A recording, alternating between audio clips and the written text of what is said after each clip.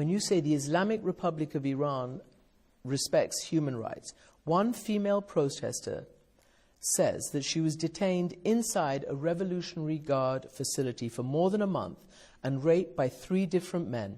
She went to a cleric, a mullah, afterwards because she was having suicide thoughts. She was so upset. CNN spoke with that cleric. Is that acceptable? Is it acceptable for a woman, whatever she's done, to be arrested and raped? And there are many, many, many reports of sexual abuse in this situation against women and men. Firstly, in the peaceful demonstrations in the fall, no one was arrested. So you're just denying that?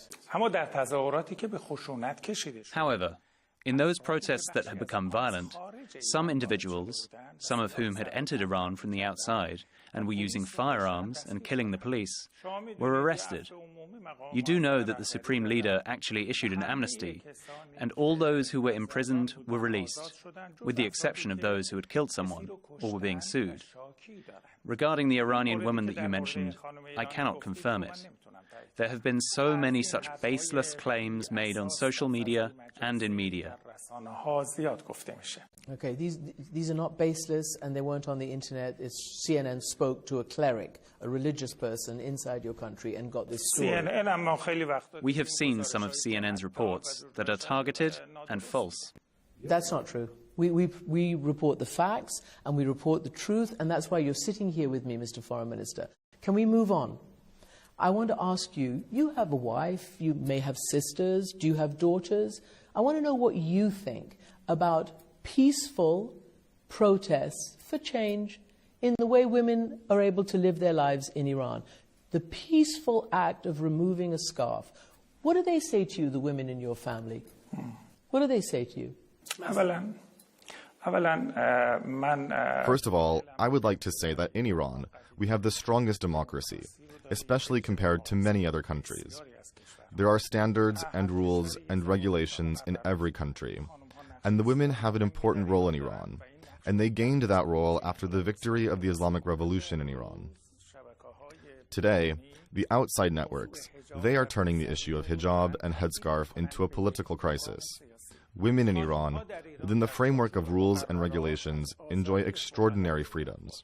See, the thing is, I kind of know about this. So I also know that at the beginning of the revolution, there was no hijab mandate. Those who wanted to wear a hijab and a chador could. Those who didn't want to, didn't. Only several months or maybe a year after did the Ayatollah say, no, all you women have to go under the hijab.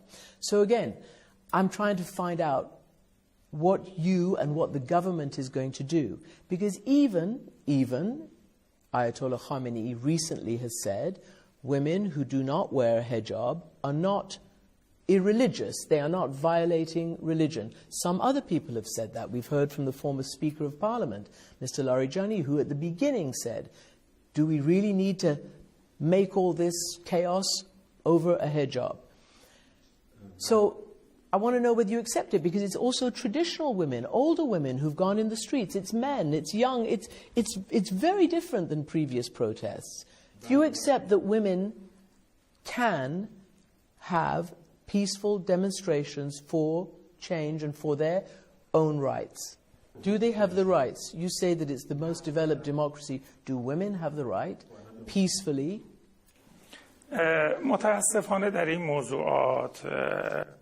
Unfortunately, in such issues, their approach is one of double standards. Let me ask you a question. But I'm actually quoting your own leaders, Mr. Foreign Minister. Just a moment, I don't want to get into a discussion. I'm asking you a question about I want to ask you a own question Supreme before Leader. answering your question. Let's see where all this started. An Iranian girl called Mahsa Amini. She passed away. Because she was Just a moment, manhandled please. Just by a moment, the morality please. police. Just a moment, please. یه دختر ایرانی به نام Yes, a young girl, Mahsa Amini, passed away. They turned her into a symbol in order to change the system in Iran, in the name of defending women's freedom. My question is this. Ms. Shireen Abu Akleh, who is a colleague of yours and is a journalist, she's a lady, she's a Christian, and in broad daylight she was martyred by the Israeli regime. Who defended her?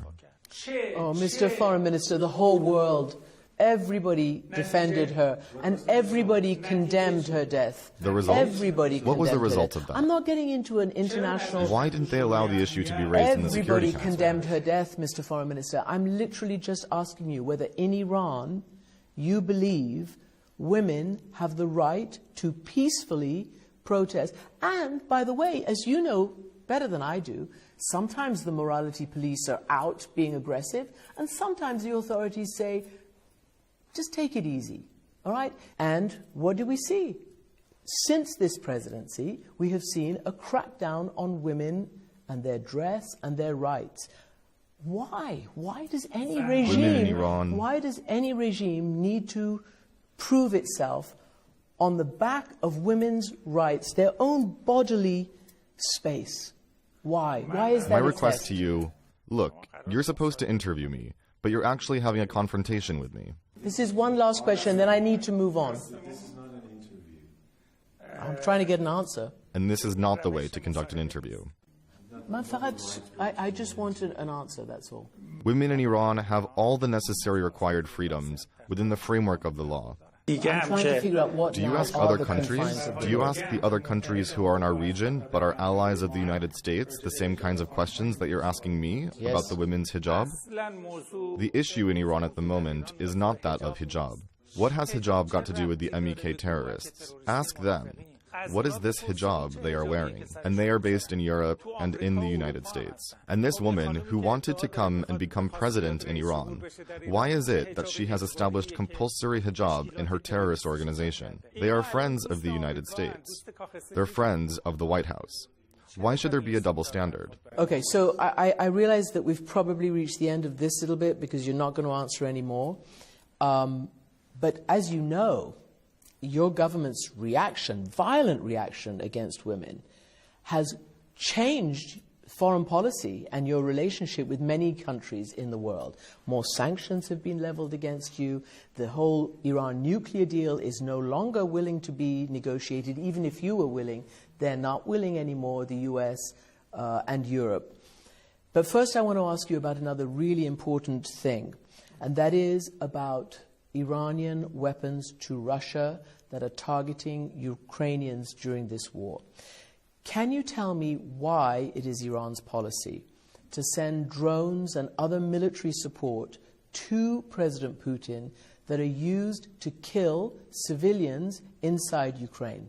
Why are you sending drones to violating all sorts of sanctions, but still also causing a huge amount of death? قبل از اون من توضیح بدم که خانم‌ها در ایران Before that, I would like to say that women in Iran, they constitute a very important part of our society. Iranian women, during our revolutionary years, have turned into a very dynamic and active force. And we will not allow an active Iranian woman who abides by her values to be used by some others, so that she follows their standards. And under the pretext of hijab, creates insecurity, riots, and terror. Today, Iranian women have a very special position, not only in Iran, but throughout the world. Wherever they are in the world, they are among the elite. Therefore, we must not try to diminish this important status that they have. However, with regards to Ukraine, we oppose the war in Ukraine, and we have not sent weapons to either side. And from the very beginning of the war, we have tried to stop the war, so that both sides focus on a political dialogue. This is the same policy that we adopted in the case of Yemen, Afghanistan, and various other countries in crisis. Regarding accusations that have been made against Iran with regards to drones, they're untrue. We have had defense cooperation with Russia in the past, and we continue that cooperation. But we have not provided Russia with any weapons to be used in the war in Ukraine. Okay, so you've probably seen these pictures, right? So that is a drone, an Iranian drone that was found inside and recovered from Ukraine. This as well, with the president of Ukraine standing next to it. This they have compared to Iran. This is the Ukrainians. Who says that? This is the Ukrainians, and this is from open sources from like Yemen and other. How can they prove this drone with just a photograph? Are you denying it? Okay. Are these two the same things? This. Let me explain it to you. I will explain to you. Okay, fine. But that's what the Ukrainians say, and those are the pictures of the same drone that you all display at military shows and fairs, and that have been discovered in Yemen and other places where you are active. I will explain to you what happened. A few months ago, I telephoned the Ukrainian foreign minister, and I said, "What are these baseless accusations you are making about Iran?" And he said, "We actually have documents that Iranian Shahed drones are being used by Russia in Ukraine." I said to him, "Look, we are ready for your military team and the Iranian military team to sit down and look at these documents and then make judgments." And we arranged to have such a meeting in Oman. And Ukrainian and Iranian military teams, they sat down, and they were showing us some very blurry, obscure satellite pictures. And they were alleging that these are Iranian drones. But what I showed you wasn't blurry and obscure. Our experts examined these pictures, and the pictures had no connection with Iran whatsoever. And for 4 months, we have been waiting for the second round of talks. And we expect them to come and present clearer documents. But the Ukrainian team keeps saying, "In 2 weeks, soon," but nothing has happened. So the thing is, you did say, the Iranian government did say, that you have sent Russia Shahed drones, but you said before the invasion. But apparently, according to Western diplomats, you've sent many after the invasion. Hundreds of Iranian drones have been launched, and over 100 of them, according to the Ukrainians, have struck their targets. They are civilian targets inside Ukraine. That is why Russia is offering to trade MiG fighters, that's the latest news, for drones and more things. Another Western diplomat says, yes, Your question you have is sent. too long. I know it's too long, but I'm trying to say the facts because you say it's not happening, so I need your answer. That's why there's sanctions against you. We asked our Russian counterparts, and they said, "We have not used Iranian-manufactured drones in Ukraine." And we said to the Ukrainian counterparts, "If you have any documented proof, show it to us. We will look into it." But the Ukrainian side did not show us any strong proof to substantiate that claim, with the exception of some media accusations. And I can tell you explicitly, as the foreign minister of the Islamic Republic of Iran, that we are against war. We are against war in Ukraine, against war in Afghanistan, against war in Yemen, against war in Palestine. And our president has made great efforts in order to stop the war in Ukraine. A few months ago, Mr. Macron asked the president of our country to come and mediate, because he has good relations with Russia. And then the president, Mr. Raisi, sent me to Moscow, and I spoke with Russian officials. And we are continuing our efforts. We think war is not a solution, neither in Ukraine nor anywhere else in the world.